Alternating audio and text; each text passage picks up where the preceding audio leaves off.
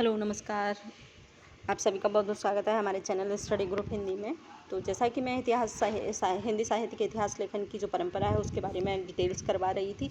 आशा करते हैं आप सभी लोगों को वीडियो पसंद आएगा, और जिन लोगों को कहीं भी डाउट होता है तो प्लीज़ एक बार कमेंट करके हमें ज़रूर बताएं। मैं पूरी कोशिश करूँगी उसे क्लियर करने की। ठीक है, तो आज उसका नेक्स्ट दूसरा पार्ट लेकर आई हूँ, और अगर वीडियो अच्छा लगे तो प्लीज़ एक बार कमेंट करके हमें ज़रूर बताएं। और अगर कोई पॉइंट हमसे छूट जाता है तो उसे आप हमें कमेंट करके बताएं। मैं पूरी कोशिश करेंगे उसे मेंशन करने की। ठीक है, इसके साथ ही नेक्स्ट हमारा दूसरा आज इससे पहले का जो पार्ट था वो हमने पूरा करवा दिया था। आज उसका नेक्स्ट पार्ट लेकर आए हैं। मिस्र बंधु ग्रेजुएशन तक हमने उसको क्लियर करा दिया था। आज जो ग्रेजुएशन के बाद जो हमारे इतिहास ग्रंथ के लेखक रहे हैं, आज मैं उसको क्लियर करूँगी। तो पहला है मिस्र बंधु। ये डाल लें आप सभी लोग, हेडिंग डाल लें मिस्र बंधु। ठीक है, मिस्र बंधु हेडिंग डाल के फिर लिखें कि मिस्र बंधु में कितने पॉइंट बने हैं और क्या क्या है मिस्र बंधु में। ठीक है, तो पहला पॉइंट है मिस्र बंधु। मिस्र बंधु जो ग्रंथ है, मिस्र बंधुओं ने मिस्र बंधु विनोद, ठीक है, मिस्र बंधुओं ने मिस्र बंधु विनोद नामक इतिहास ग्रंथ की रचना की। ठीक है, मिस्र बंधुओं में जो मिस्र बंधु हैं, इनको मिस्र बंधु कहा क्यों जाता है? क्या एक पर्सन का नाम है मिस्र बंधु, या फिर इस बंधुओं में बहुत सारे भाई जैसे ग्रुप में होते हैं ना, तो उनको नाम दे दिया जाता है बंधु, या किसी उनका उसके टाइटल के नाम से दे दिया जाता है, क्या वो ये है?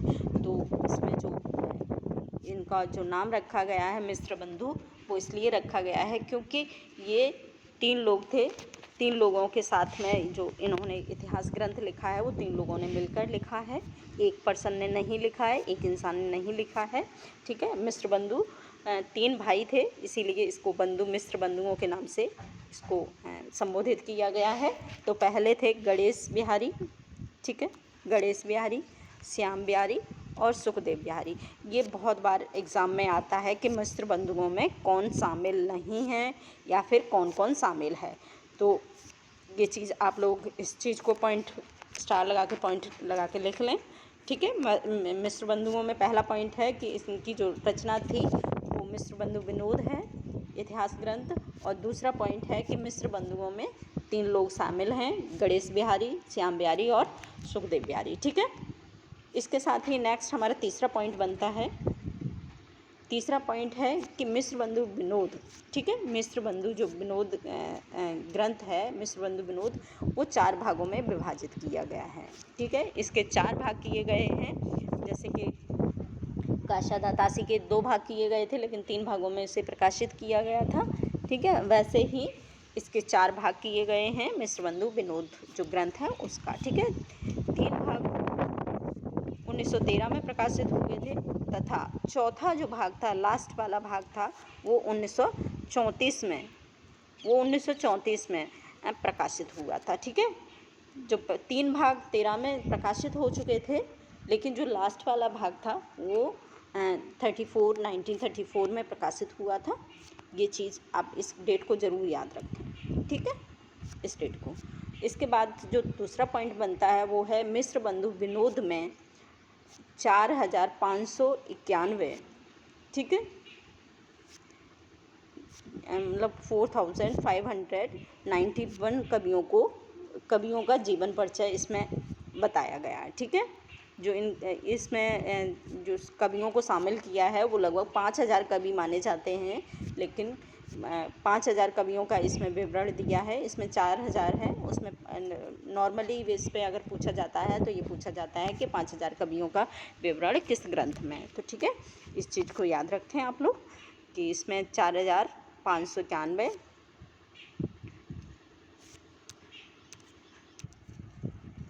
तो इसमें लगभग 5000 कवियों का विवरण है।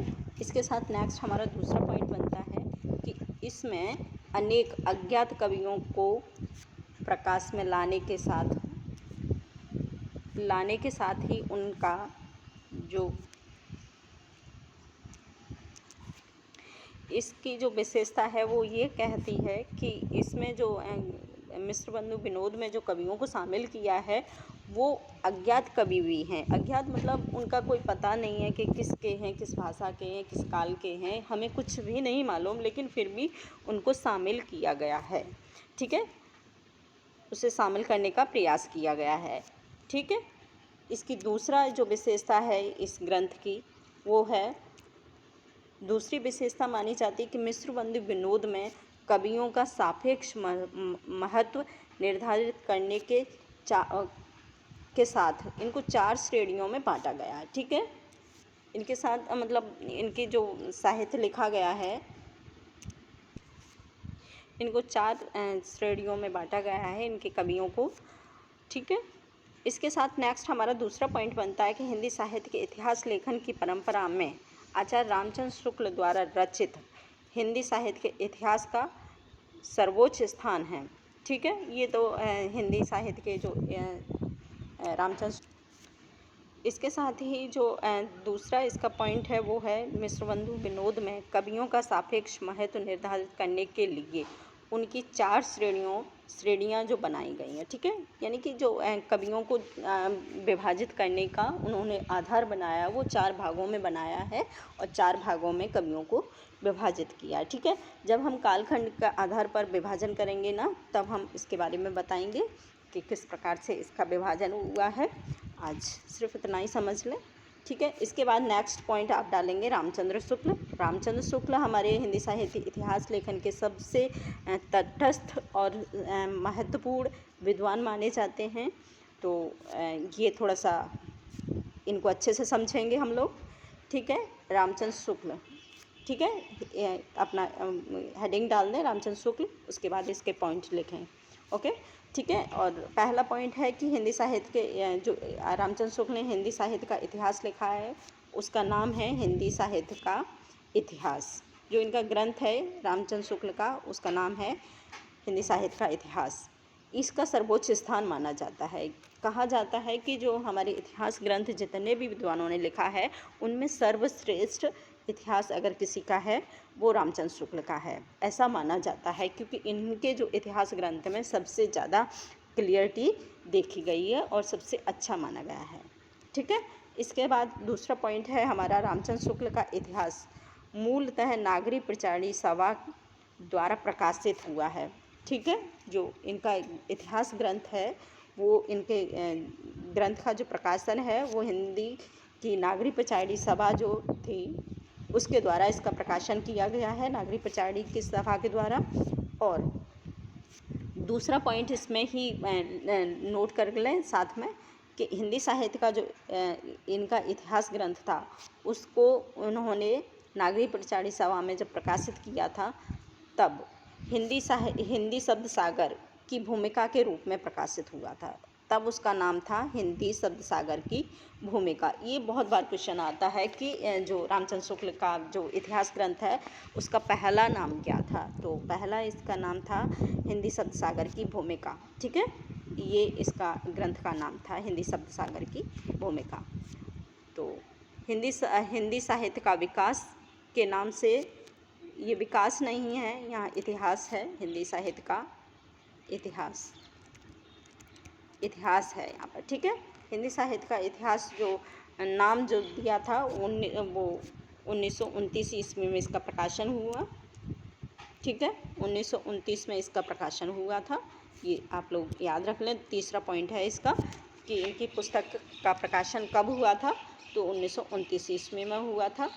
इसके साथ ही नेक्स्ट हमारी दूसरी पुस्तक है जो हमारे इतिहास ग्रंथ के लेखक हैं, वो नेक्स्ट हैं, वो हैं हम हजारी प्रसाद द्विवेदी। आप सबसे पहले हजारी प्रसाद नाम लिख दें, हजारी प्रसाद,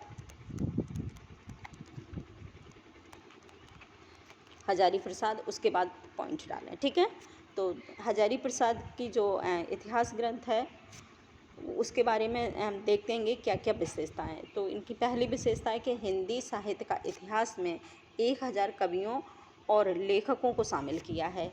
जो इनका ग्रंथ है हजारी प्रसाद का, उन्होंने अपने ग्रंथ में 1000 कवियों को शामिल किया है। ठीक है, इसके साथ ही नेक्स्ट हमारा दूसरा पॉइंट बनता है,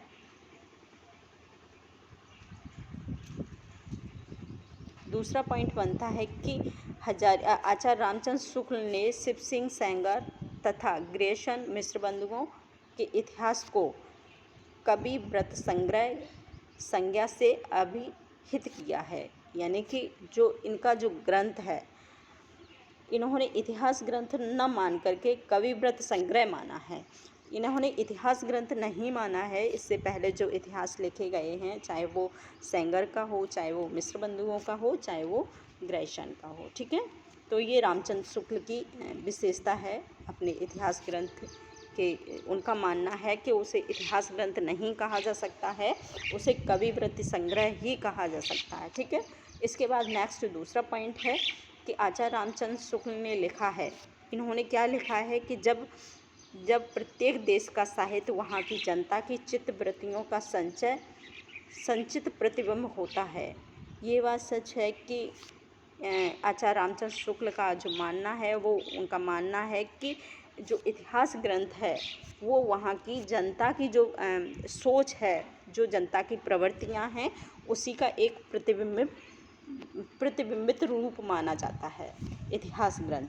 न कि किसी कवि को लिख दो या उसके जीवन को लिख दो, ये इतिहास ग्रंथ नहीं हो सकता। ये आचार्य रामचंद्र शुक्ल का मानना है, ठीक है। ये नेक्स्ट पॉइंट डाल के इसको लिख लें, इस लाइन को। ये लाइन बहुत बार आती है एग्ज़ाम में, ठीक है। तो इसके बाद दूसरा पॉइंट बनता है कि आचार्य रामचंद्र शुक्ल ने सर्वप्रथम साहित्य इतिहास को आलोचना से पृथक तथा अपने विकासवादी वैज्ञानिक दृष्टिकोण का परिचय दिया है। उन्होंने जो कहा है कि इतिहास जो ग्रंथ होते हैं वो कोई आलोचना नहीं है, कोई किसी की मतलब आलोचना साहित्य न रख करके उन्होंने विकास और वैज्ञानिक दृष्टि से इसका जो विवरण है, जो परिचय है, वो दिया है, ठीक है। इसके साथ ही नेक्स्ट हमारा दूसरा पॉइंट बनता है। दूसरा पॉइंट है, इसके बाद इसका दूसरा जो पॉइंट है वो इनका मानना है कि वहाँ की जो योगीन प्रवृत्तियाँ हैं, उस युग की योगीन परिस्थितियाँ हैं, उनके संदर्भ में विकास क्रम की व्याख्या करने का प्रयास किया है शुक्ल जी ने कि जिस टाइम जो प्रवृत्तियाँ चल रही थीं, उस प्रवृत्तियों का ही उस प्रवृत्तियों को लेकर ही उनकी व्याख्या करने का प्रयास किया है। ये इनका तीसरा पॉइंट है, ठीक है। इसके बाद दूसरा पॉइंट है, आप नंबरिंग मुझे याद नहीं रह रहा है, आप सोच रहे होंगे कि मैं कोई भी नंबर बोलती चली जा रही हूँ, तो नंबर मैं समझ नहीं पा रही हूँ और ध्यान नहीं रख पा रही हूँ, तो नंबर आप अपने अकॉर्डिंग डालते चलें, ठीक है। मैं सिर्फ पॉइंट बता रही हूँ। इसके बाद ही इसमें जो नेक्स्ट हमारा इम्पोर्टेंट पार्ट है वो है कि आचार्य रामचंद्र शुक्ल ने काल विभाजन के अंतर्गत हिंदी साहित्य के 900 वर्षों का जो इतिहास है वो 4 स्पष्ट कालखंडों में विभाजित किया है। यानी कि इन्होंने जो अपने इतिहास ग्रंथ में जो समय सीमा रखी है वो 900 साल रखा है और 900 सालों को उन्होंने 4 खंडों में विभाजित किया है। ये इनकी विशेषता का इनके इतिहास का दूसरी विशेषता है, ठीक है। इसके साथ ही दूसरा पॉइंट लिख लें।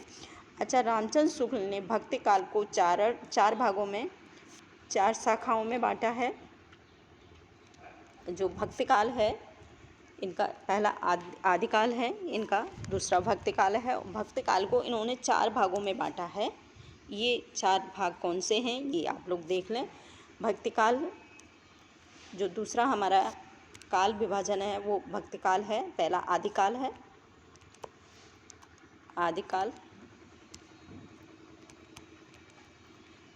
है। आदिकाल का जो समय सीमा है वो इन्होंने माना है 1050 से 1375 विक्रम माना है, ठीक है। तो यहाँ विक्रम लिख लें, ठीक है। ये आदिकाल का जो टाइम है, समय सीमा है, यहाँ से इन्होंने हिंदी साहित्य का इतिहास आरंभ किया है। यहाँ से इनका मानते हैं कि यहाँ से हिंदी साहित्य का आरंभ हुआ है, ठीक है। तो पहला इन्होंने जो इनका भाग है वो है आदिकाल। दूसरा इनका जो काल विभाजन है वो है भक्तिकाल। भक्तिकाल को इन्होंने 4 भागों में बांटा है। पहला है निर्गुण काव्य धारा और दूसरी है सगुण काव्य धारा, यानी कि 2 काव्य धाराओं को भक्तिकाल को विभाजित किया है, निर्गुण काव्य धारा और सगुण काव्य धारा। निर्गुण काव्य धारा के भी 2 पाठ किए हैं।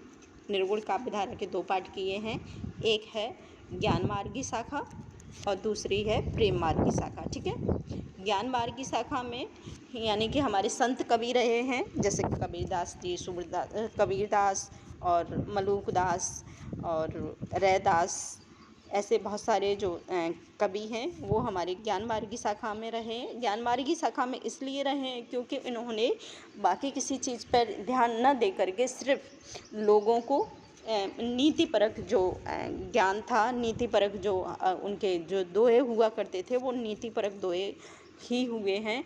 नीतिपरक जितने भी कवियों ने नीतिपरक साहित्य लिखा है वो ज्ञानेश्वरी शाखा में रखा है। इसके साथ ही नेक्स्ट जो दूसरा पार्ट है निर्गुण काव्य धारा का।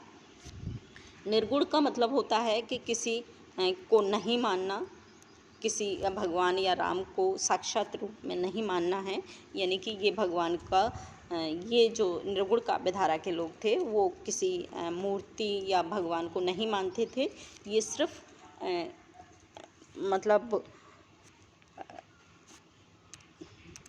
सिर्फ निराकार रूप को ही एक भगवान की संज्ञा दिया करते थे, इसीलिए इसे निर्गुण काव्य धारा माना गया है। इन्होंने किसी भगवान, साक्षात भगवान या राम लक्ष्मण सीता, ऐसे जो हमारे पहले के आदिकाल में जो हमारे भगवान हुआ करते थे उन्होंने किसी को नहीं माना है।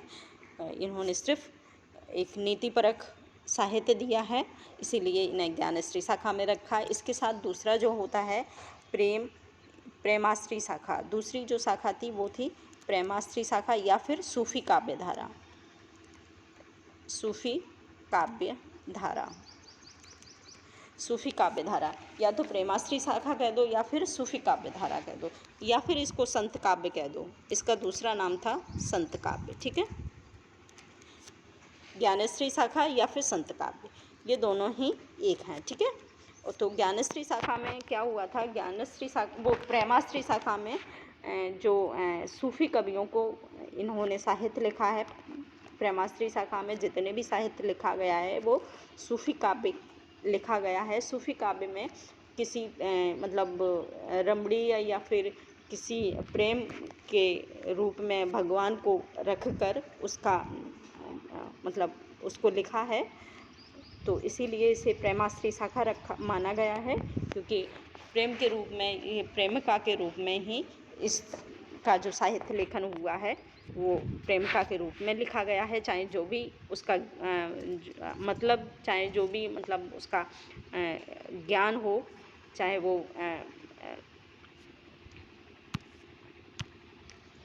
वो किसी भी रूप में हुआ हो। ठीक है, इसके साथ ही नेक्स्ट हमारी दूसरी है सगुण काव्य धारा। सगुण का मतलब होता है सगुण, किसी भगवान के साथ।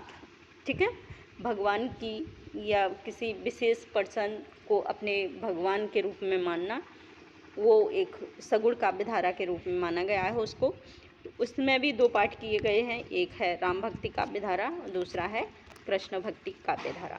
तो राम भक्ति काव्य धारा में जो भी इतिहास ग्रंथ थे, जो भी उस टाइम के कवि थे, उन्होंने राम की आराधना की है, राम की विशेषताएं बताई हैं, राम की कल्पनाएं की हैं, राम के ऊपर जो भी साहित्य लिखा गया है वो सारा हमारा राम भक्ति काव्य धारा में आता है। और जिन्होंने कृष्ण के ऊपर साहित्य लिखा है वो सारा कृष्ण भक्ति काव्य धारा में आता है। जैसे कि सूरदास जी हैं, उन्होंने बहुत सारे, सूरदास ने बहुत सारा जो ग्रंथ लिखा है वो भगवान कृष्ण के ऊपर लिखा है। वैसे ही तुलसीदास हैं, तो तुलसीदास ने राम के ऊपर लिखा है। ये इसके प्रवर्तक माने जाते हैं। राम भक्ति काव्य धारा के तुलसीदास हैं। तुलसीदास, राम भक्ति काव्य धारा के प्रवर्तक तुलसीदास को माना जाता है, और कृष्ण भक्ति काव्य धारा के प्रवर्तक हैं वो सूरदास को माना जाता है, सूरदास को माना जाता है। ठीक है, इसके साथ ही ज्ञानेश्वरी शाखा के जो प्रवर्तक हैं वो कबीरदास हैं, और प्रेमाश्री शाखा के हैं जायसी। ठीक है, ये इन काव्य धाराओं के प्रवर्तक हैं। और ठीक है, इसके बाद नेक्स्ट हमारा दूसरा पॉइंट है वो है कि जो दूसरा पॉइंट है वो है कि रामचंद्र शुक्ल ने अपने इतिहास में पहली बार कवियों और साहित्यकारों के जीवन परिचय संबंधी प्रवृत्तियों के स्थान पर उनकी रचनाओं के साहित्य का मूल्यांकन को प्रमुखता दी है। ठीक है, मतलब जो इतिहास ग्रंथ इन्होंने लिखा है रामचंद्र शुक्ल ने, वो उस काल के जो कवियों को, इससे पहले जो ग्रंथ लिखे गए उनमें क्या रहा है कि उस काल के जो भी कवि थे उनके जीवन परिचय, उनकी विशेषताएं, उनकी प्रवृत्तियों को लिखा गया है। लेकिन रामचंद्र शुक्ल ने अपने ग्रंथ में ऐसा नहीं किया है।